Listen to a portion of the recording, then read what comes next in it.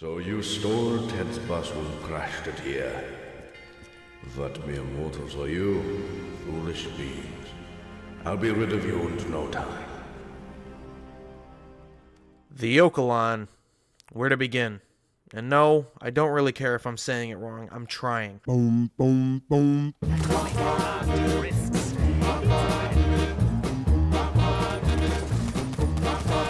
Now they often call me Speedy, but my real name is Lister.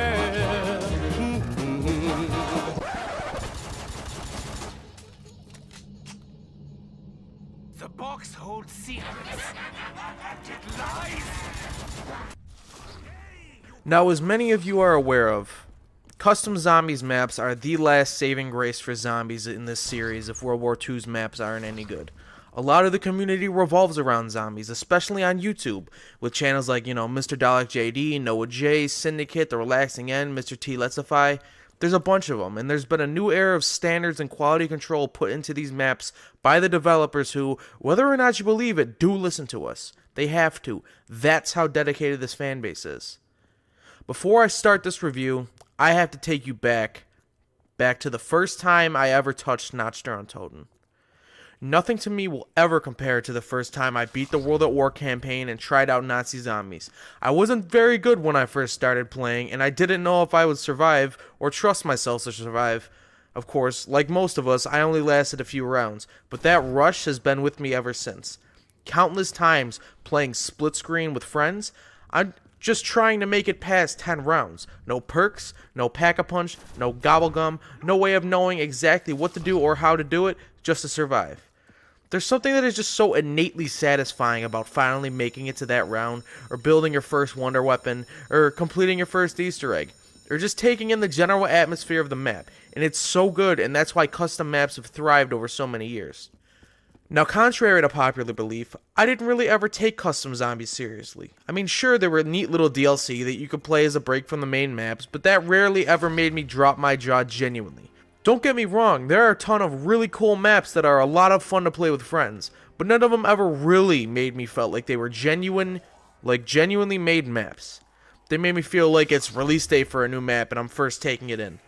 So, come to think about it, there's only 3 that I could really think of off of the top of my head, and that's Leviathan, Fabric Down Toten, and this. The craziest thing is, 2 of those were made by the same person. When the New England Patriots were suffering, they got Tom Brady. When polio was running rampant, we got vaccines. And just at the beginning of the end, when all hope is being lost and people were starting to leave the community, we got the OCHILLON. Yes, this map is good. Damn good. It does something to zombies that we haven't had, arguably, since Ascension. Genuine sci-fi.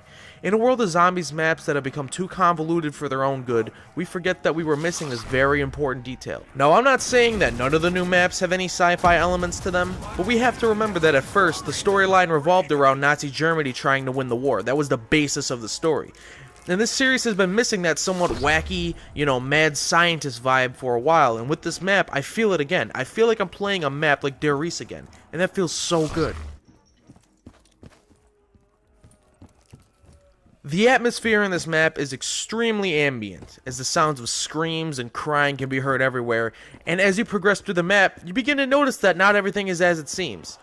Is this just a typical school our heroes arrived at? No.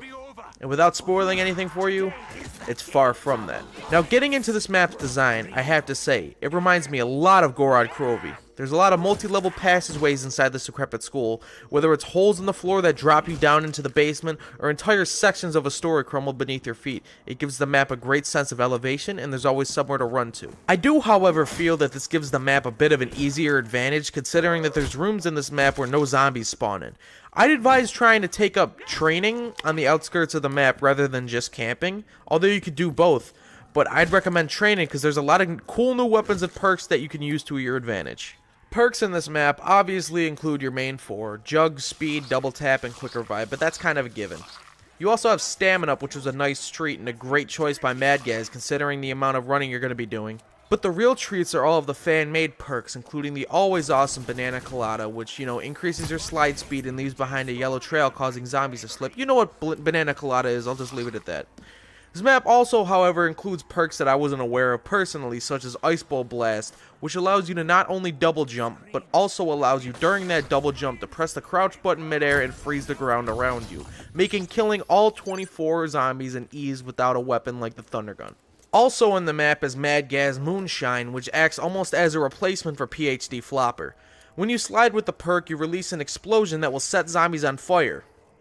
Not as efficient as Ice Bowl, but it definitely doesn't hurt to have. This map also includes an entire Easter egg, as well as some great ambient voice acting that I'm assuming was done by Mad Gaz himself. However, I have no real interest in doing it. It's not that it's inherently bad by any means, I just never found myself doing the Easter eggs in any map unless it was to better my progress, like unlocking the Pack-a-Punch on Shadows. But I completely respect and appreciate Mad Gaz's effort and time that he put into this Easter egg, as I'm sure it's great. Now as for the weapons, they all work well. It's a nice mix of COD 4 Remastered and World at War, along with a few weapons that I've never seen, such as a blunderbuss that's completely different from the one in Mob.